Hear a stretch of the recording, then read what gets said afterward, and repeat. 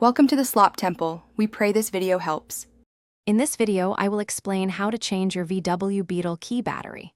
First, ensure you have a fresh CR2032 3-volt coin battery ready. You'll also need a small flathead screwdriver or a sturdy coin to help open the key fob. This simple task usually takes only about 5 minutes, and you can easily do it yourself at home. Let's get started with the first step. Now, let's open your key fob. Begin by pressing the release button to slide out the emergency key blade. Next, look for a small notch or a visible seam along the edge of the key fob casing.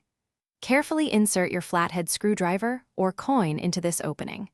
Gently twist or pry to separate the two halves of the key fob, taking care not to damage the internal components.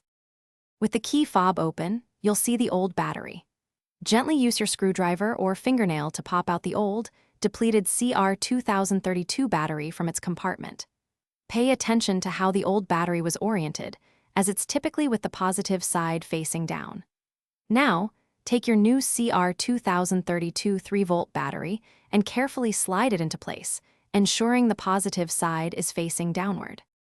Almost done, carefully align the two halves of your key fob casing. Press them firmly together until you hear and feel them snap securely into place. Make sure there are no gaps and the casing is fully closed. Finally, reinsert the emergency key blade.